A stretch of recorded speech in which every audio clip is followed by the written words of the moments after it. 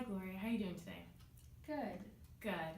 I just want to go over the results of your Western aphasia battery that you administered right after your stroke. Now that you're coming back to therapy, I'd like to go over the results again to make sure you understand them and how we create different goals to work on during therapy. We gave you one big test with many subtests. This test was used to determine the presence and overall severity of your aphasia. We took the measures to provide us with more information to better assist us in your diagnosis, and so you could be able to compare these scores to the next time we test you to track your progress. This test gave us an idea of your strengths and weaknesses in language, such as your speech, how well you understood things, how well you're able to repeat words and sentences, how well you're able to name objects, and how well you're able to retell a story, such as the Cinderella story that you retold. These findings initially told us what to target in therapy. We first took a narrative sample, the Cinderella story, where we looked at how well you were able to understand the story and how well you're able to retell the main events. During your retell, we observed simple syntax and telegraphic speech, which meant that you were having a hard time stringing words together to create a complete thought. You typically produce one or two word utterances, mainly containing content words, such as nouns and verbs. Your retell indicated a smaller than average vocabulary, and I noticed that you started to use gestures when you were having difficulty finding the word you were trying to say.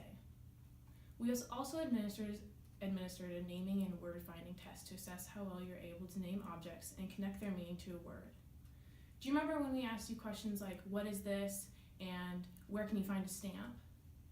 So when we were asking these questions, we were testing how well you could name different objects and your ability to complete your thoughts. Your results indicated significant difficulties when it came to naming objects. We also tested your ability to engage in conversational speech.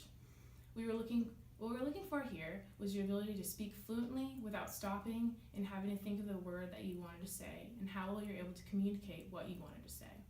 Your overall score was below average, which indicated less than fluent speech and difficulty engaging in conversation.